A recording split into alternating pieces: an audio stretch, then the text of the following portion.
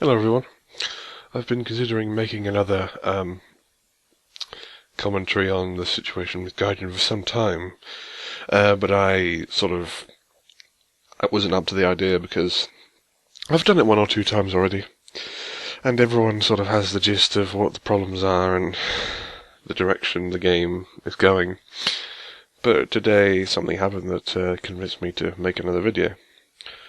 And that is an announcement on the forums. Scarpa, one of the moderators, posted in the end of a patch notes thread that because of the community's attitude towards patch discussion threads and the kind of responses that they elicit, that from now on patch discussion threads will be pre-moderated, which means that every post that is made in that thread will be subject to scrutiny from the moderation team before they allow it to be seen by the general user base.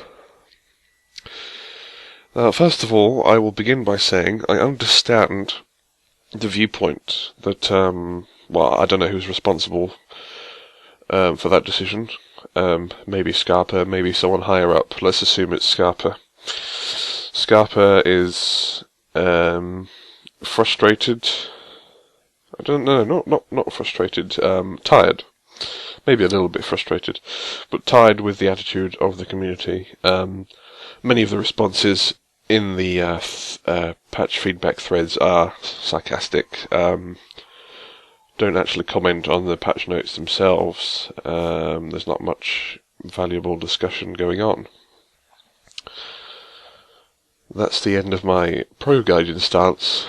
On the other hand, you have to ask why the community are behaving like this in the first place. Is it because they're doing it to troll Gaijin? Because the user base is like Call of Duty's user base, they're all 12 years old, they all love to just screw everything up and, throw everything into chaos just because it's fun. No, I don't think that's the case. The problem is, War Thunder is heading in a direction that most people do not want it to head in. The casual gamers who don't delve into the mechanics of the game and anything beyond the surface, maybe more than half of the player base who just play arcade battles casually, maybe an hour, 2 hours a day, maybe less than that, and then they don't think any more of it. They don't visit the forums, they probably don't even read the patch notes. They just see the banners at the top of the garage that say, new tanks, so on and so forth. But people that can see what's going on behind the scenes, it's not good. The War Thunder Player Council, I'll talk about that a little bit, because it's relevant. Very relevant, actually. I believe that Gaijin deployed the Player Council as a sort of emergency measure, because tensions in the community were reaching boiling point. Gaijin were doing things that were contrary to what made sense, shall we say. Their decisions on what comes out in patches, their priorities. New content always has has higher priority than battle ratings, for example. Time and time again we've been promised changes to battle ratings, but what happens in 1.45? We get the F2H Banshee at battle rating 6.7, I believe. And we get a new Canberra, which has a placeholder flight model that lets it handle as if it were in arcade battles in Realistic and Simulator. And that's a clear example of Gaijin dismissing what the community are telling them in the closed beta development server, whatever it's called, dev server, yeah. And just going, whatever, let's just throw it out there, more planes for them to grind. Hopefully they'll spend gold trying to grind it and have an advantage. So, what's the point of having constructive criticism, Scarpa, if Gaijin aren't listening to what the community is telling them anyway, whether or not it's constructive or not? Because things are getting passed with no consideration as to what the community is saying, which comes back to the player council. Frostcolor has replied to a few kind of queries, and I apologise if I don't get this quite right, but I believe overall he's a little bit disappointed. But he mentioned that patch 1.45, the American tanks were finished before the matchmaking or battle rating changes or something like that, so they threw the patch out quickly and left all the other stuff to be shoved into a later patch. And the player council in general is being sort of left out. It was a farce, really. We had high hopes for it, but some of the more cynical people, who turned out to be the correct people, predicted that the player council wouldn't be anything like Gaijin promised. Perhaps in the future, when things settle down and they get to grips with problems, they will start to roll out relevant changes that will improve the game, but when things like, for example, the ME-163 landing bug, it would snap its wings every time it landed and skidded along the ground, the wings would just snap like card. That took them a year to change. I mean, the important things take the back seat. And then they have things like the player council, which pretend to solve these problems. It's as if they're saying, "Oh, we don't care about the problems. You can sort it out yourselves." And then when the player council is assembled and they go through all this elaborate voting process and everything, and the player council are just sitting on their hands because Gaijin are making it very difficult for them to have a serious, prominent role in the game's development. And I used the term on the Reddit subforum, whatever it's called. My Reddit terminology is lacking. Subreddit. That Gaijin are papering over the cracks. Now, this term describes a situation where a metaphor for, let's say, the wall of a house is full of cracks and it could fall down any day because it's being neglected. It's becoming stagnated. There are obvious problems. I assume Gaijin knows those problems are there, but instead of addressing them, they're getting nice, shiny wallpaper. Expensive, fancy wallpaper, and they're pasting it over the cracks. Let's say that wallpaper is the new planes and tanks and maps. Yeah. Lots of lovely new content for the players to enjoy. Let's paste that over the cracks. So, when they've done pasting the new shiny wallpaper on, the wall looks nice and fresh and clean and in perfect condition. There's nothing wrong with it. But the problems are still there underneath. Gaijin can kid themselves and say, "Oh, it's not serious. This isn't important.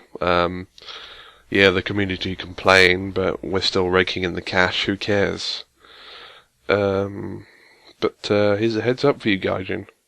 If you continue to run the game in the way it's being, developed, people are going to get fed up with it. Even the casual players. The casual players, just because they don't delve into the deep mechanics of the game, it doesn't mean they can't get frustrated.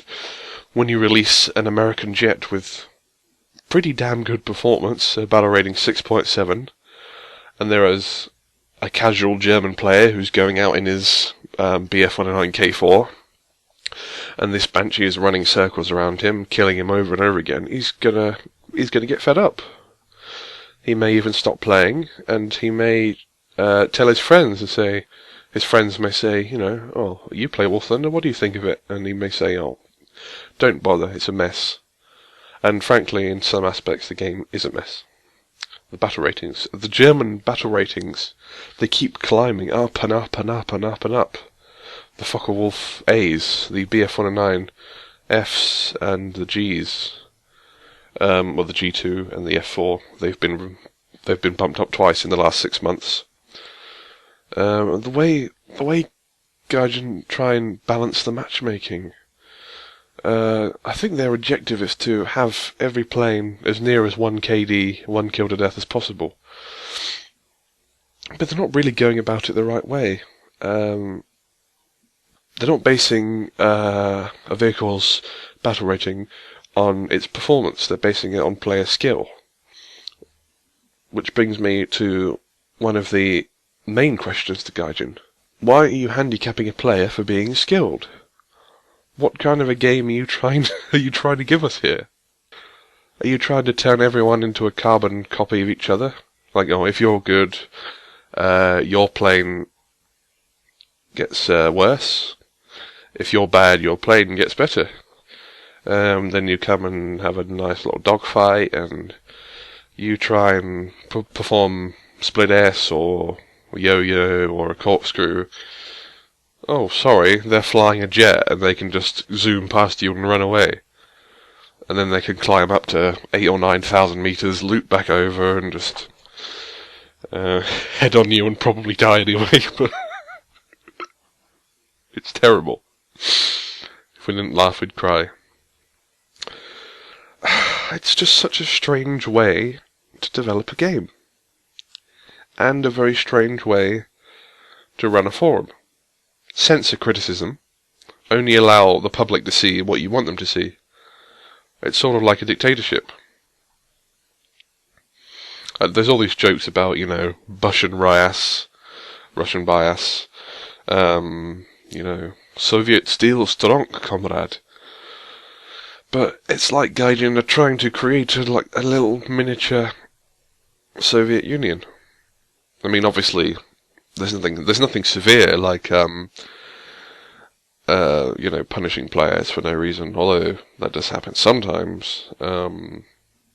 If they say something wrong, they're supposed to make it, removed, and if you criticize a mod, you get warnings and so on and so forth, but overall, the forums are not a nice place to be. The mods can almost do what they like, and no one really seems to care, no one in Gaijin seems to care that that's the case. I think Senio said something along the lines of, no, we're not going to penalise them for doing their jobs. I can't remember the exact wording, but he definitely didn't take the stance that there was something wrong with the moderating team. And he made some very ignorant comments. I can't remember the details, but the response was not satisfactory to those that read it. And the direction that the game is heading in is not satisfactory to many of those that are witnessing it. I come back to the term, again, of a train wreck in slow motion. It's just, you can see the two trains heading towards each other very slowly. And sooner or later there's going to be a crash. And people are going to get fed up with it and they're going to start leaving. And the number of players online will start to dwindle. Every time there's a new patch, 1.43, oh, let's have a look, let's see what Gaijin have done. Yeah, new tanks, new planes, 1.45, oh. All the players rush back to see what they've added. But oh, let's see, well, what have they done to fix the battle rating? I had a really bad experience the last time I played. I had a losing streak where the enemy team kept battering me into the ground with their really fast jets, so let's have a look and see if that's changed. Oh no, it hasn't. What's this? A new jet with a low battle rating. Oh, brilliant, just what I wanted. Well, that's the last time I'm playing War Thunder, and, who can blame people for reacting like that? I'm sorry to be so negative at this time of year, Christmas next week. But if things don't change, I don't know if I can carry on playing.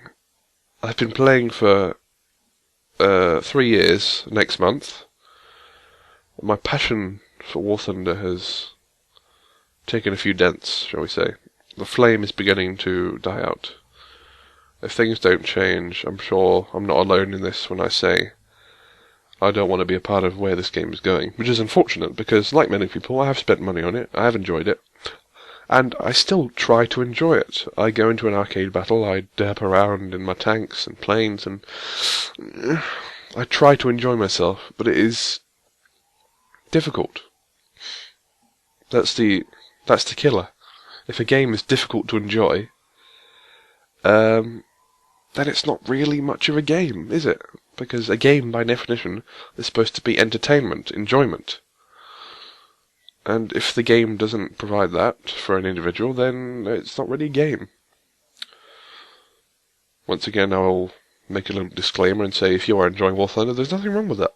please continue to enjoy it. I'm happy for you. Because War Thunder, on the surface of it, on the surface, is a very good game. It's pretty, it's exciting, it's fun, it's fast-paced, if you play the right game modes. Not simulator battles where maybe 20 people at a time queuing up around the world, it seems, at least in the European Union. And then you get a match with your King Tiger, and you get penetrated through the turret by ZSU, firing automatic 57mm armor-piercing core-rigid shells, and you get decimated. But apart from that, you can have T-54s circling around you, you can have your Jagdtiger, swamped by tanks that were designed 10 years later than yours. Okay, this rant has gone on long enough. So thank you for listening. Thank you for putting up with this.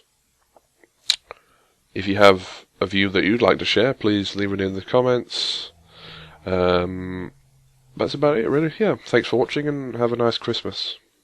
See you.